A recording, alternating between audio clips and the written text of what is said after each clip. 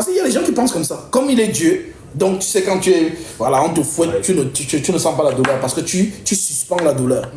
Non. Tout ce qu'il a prononcé dans les lieux célestes, c'est ce qu'on appelle la prophétie. Ésaïe 46, verset 9 à 10. Et souvenez-vous de ce qui s'est passé dès les temps anciens. Car je suis Dieu et il n'y en a point d'autre. Je suis Dieu et nul n'est semblable à moi. J'annonce dès le commencement ce qui doit arriver. Et longtemps d'avance ce qui n'est pas encore accompli. Je dis mes arrêts subsisteront et j'exécuterai toute ma volonté. Donc dans l'ordre divin, c'était Adi. Voilà pourquoi on dit l'agneau immolé dès avant la fondation du monde. Mais est-ce que cela s'est accompli? Non. Maintenant, il quitte donc le domaine de l'esprit pour entrer dans le domaine du corps. Tu n'as voulu ni sacrifice ni offrande, mais tu m'as formé un corps. Voici, je viens dans le rouleau du livre, il est question de moi. Oh Dieu, pour faire ta volonté. Donc, lorsqu'il se retrouve donc devant cette volonté, il dit, ah, j'avais pas vu ça comme ça. Seigneur, s'il est possible, parce que quand on dit Seigneur, on dit, mais pourquoi Jésus priait? Il pense qu'on prie un Dieu qui est dans les cieux. Pourtant, le Dieu des cieux, c'est la volonté. S'il est possible que cette coupe s'éloigne de moi.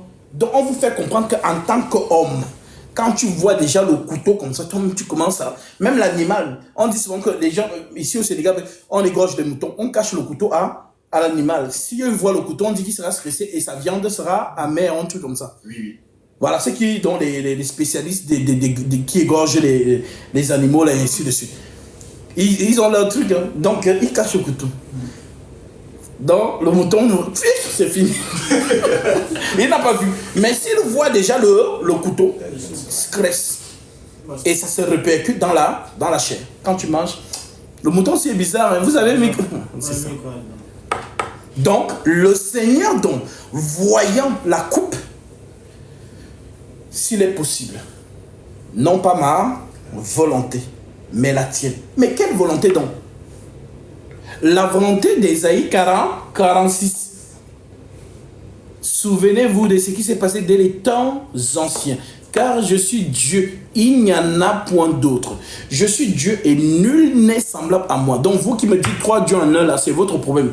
Nul n'est semblable à moi. Il n'y a pas de co-divinité. Il n'y a pas de co-immortalité. Un seul est immortel.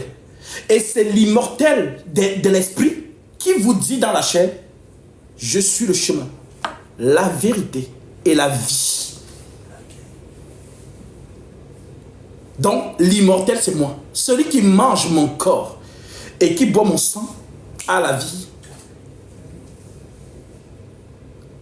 Donc ce corps c'est l'arbre de vie. Que si nous mangeons, nous vivons éternellement. Donc il n'y a pas que, bon, il y a un immortel dans le ciel, il a envoyé un autre immortel, bon, va sauver les autres. C'est ça, c'est la compréhension humaine. Donc, ainsi parle. Souvenez-vous de ce qui s'est passé dans les temps anciens, car je suis Dieu et il n'y en a point d'autre. Je suis Dieu et nul n'est semblable à moi. J'annonce dès le commencement ce qui doit arriver. Et longtemps d'avance ce qui n'est pas encore accompli. Je dis, mes arrêts dans mes projets subsisteront et j'exécuterai toute ma volonté, une volonté. Donc la volonté, c'est donc celle que Paul, qui a la révélation, voilà pourquoi je vous ai dit, c'est l'apôtre qui a reçu l'excellence de la révélation. Donc les choses que je vous enseigne ne sont pas nouvelles. Paul a tout reçu. Il vous a écrit ça dans ses lettres, mais les gens n'ont pas capté. Alors, mon ministère vient vous expliciter que, regardez, il a parlé de ça ici. Mais c'est toi qui n'as pas compris, mais c'est de ça qu'il parle. C'est merveilleux. Donc, lorsqu'il arrive au début, et que même les 12 paniquent, c'est pas été, son intégration parmi les apôtres n'a pas été facile. Hein? Même Pierre dit que... chose que Paul a fait là. Donc, nous, on n'a pas vu ça comme ça. Voilà pourquoi tous sont restés au domaine de la doctrine. Mais le seul qui monte dans le domaine de la révélation, c'est lui. Parce qu'il y a 4 niveaux de doctrine. C'est celle qui est qu'on appelle le fondement, la fondation. Révélation, connaissance et prophétie. Donc, lorsqu'on monte dans la révélation, c'est ça qu'on appelle donc nourriture solide. Les choses de la révélation, ce sont les choses que l'œil n'a point vues, que l'oreille n'a point entendues et qui ne sont pas montées dans le cœur de l'homme. Des choses que Dieu a préparées pour ceux qui l'aiment. Donc si Dieu t'aime, tu accéderas à ces choses. S'il ne t'aime pas, tu resteras pigeon. Amen. Amen. Voilà pourquoi il dit donc dans 1 Corinthiens chapitre 2, pour corréler ce que Dieu dit dans Matthieu chapitre Proverbe 25:2. La gloire de Dieu, c'est de cacher les choses. Et la gloire des rois, c'est de sonder les choses. Le roi cache, Dieu cache, le roi sonde. Donc, qui est donc le roi? C'est le roi que Jean-Baptiste a annoncé. Repentez-vous, car le royaume des cieux est proche. Mais Jésus était là. Jésus lui-même reprend encore les dires de Jean. Matthieu 10. Allez, prêchez et dites, le royaume des cieux est proche. Mais quel royaume de Dieu encore? Mais Jésus, c'est toi le roi, non? Comment serait le royaume de Dieu est proche? Mais le roi sonde. Mais pendant le ministère de Jésus-Christ, Jésus cachait. Parler en parabole, c'est cacher. Voilà pourquoi on dit la bonne terre est celle qui entend la parole et qui la comprend. Elle porte du fruit, un grand en donne 100, l'autre 60, l'autre 30. Donc Jésus sur terre n'a donné la foi à personne. Car la foi vient de ce qu'on entend, et ce qu'on entend vient de la parole de Christ. Donc parler en parabole, c'est priver de la foi. D'où les apôtres lui disent, mais Seigneur, pourquoi alors parles-tu en parabole? Mais toi, tu n'as pas lu les Écritures. Je leur parle en parabole pour qu'ils entendent, mais qu'ils ne comprennent pas. Et si tu ne comprends pas, tu n'as pas la foi. Et si tu n'as pas la foi, tu ne peux pas être agréable à ce Dieu-là.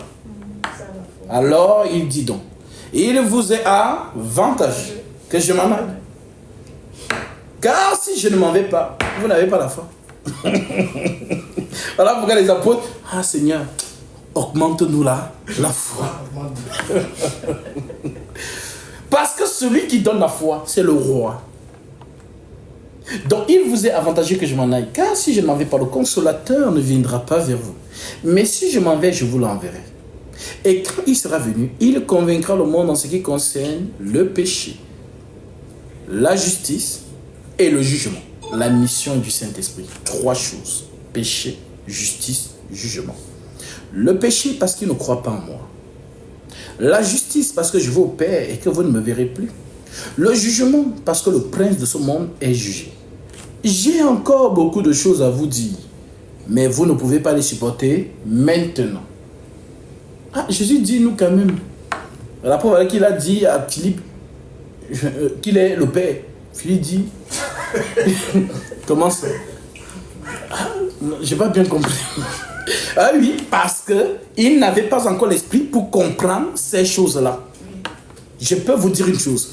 Le mystère de Jésus s'est dévoilé dans les temps. On parle de l'augmentation de la connaissance. Toi, Daniel, tiens secret de ces paroles, essaie de lire jusqu'au temps de la fin. Plusieurs alors le liront et leur connaissance augmentera. Donc, quand les gens lisent dans les épîtres, Paul, serviteur de Dieu le Père et de Jésus-Christ. Tu as vu, il y a et. Il y a Dieu le Père et il y a et Jésus. C'est 2 différents. Alors, le même apôtre Paul dit, si notre évangile est encore voilé, il est voilé pour ceux qui périssent. Donc, les fils de la perdition. Buvez les Doliprane. Parce que je vous comprends et je suis d'accord avec vous. Le cerveau réfléchit trop. Mais il a... C'est écrit. Mais oui, c'est écrit. Exactement. Donc, le Seigneur donc nous fait donc comprendre par l'Esprit, lorsqu'il vient, l'apôtre Paul dit, voici je viens, dans le rouleau du livre. Mais avant de venir, il y avait d'abord des sacrifices. Et c'est un prêtre qui égorgeait les animaux. Aaron. et tous ses descendants qui lui ont remplacé dans l'exercice. Donc il a fallu que la robe d'Aaron, confectionnée par Moïse, arrive jusqu'à Jésus, dont le dernier descendant que Jésus a trouvé sur terre comme étant souverain sacrificateur, c'est qui? Caïphe. C'est Caïphe qui lui a dit, disons ça.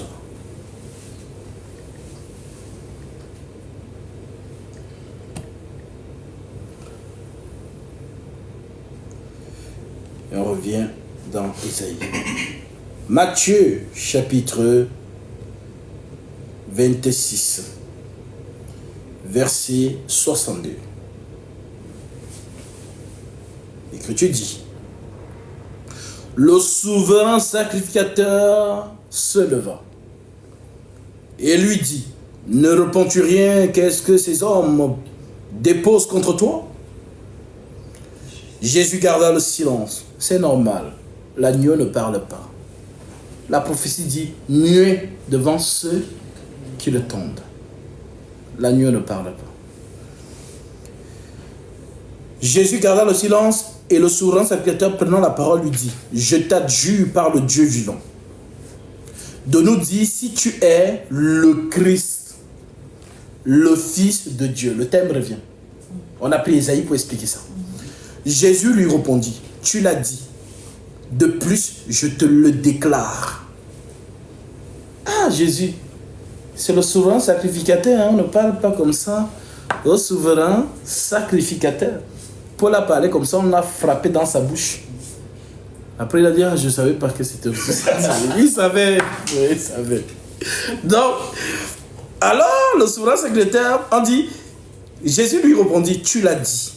De plus, je vous le déclare. Vous verrez désormais le Fils de l'homme assis à la droite de la puissance de Dieu et venant sur les nuées du ciel. Donc, ce que la sœur a vu en vision. Donc, le Seigneur, donc, lorsqu'il viendra, on le verra dans la puissance. Parce qu'il parle de droite. Donc, les simples qui lisent droite. Ah, d'accord. Donc, Dieu sera là. Il y aura une chaise, un canapé. Non, une chaise. Jésus sera assis à la droite. Voilà comment les simples comprennent. Ils n'ont pas compris que la droite de Dieu, c'est la colère de Dieu. La puissance de Dieu. Donc, selon Exode 15, Exode chapitre 15, verset 6. Ta droite, ô Éternel, a signalé sa force. Ta droite, ô Éternel, a écrasé les ennemis. Par la grandeur de ta majesté, tu as renversé tes adversaires. Tu as déchaîné ta colère. Donc, Jésus-Christ, dans l'armure, c'est ça dans la droite de Dieu. Dieu qui exprime sa colère. Donc, le Jésus agneau que vous avez connu là, ce n'est pas lui que vous verrez. C'est un guerrier tout puissant. Alors, on dit, quand il a écouté ça, parce qu'il a compris, le souverain sacrificateur, c'est un prophète. Il a compris. Alors, le souverain sacrificateur déchira ses vêtements, disant, il a blasphémé. Alors que dit la loi concernant le vêtement?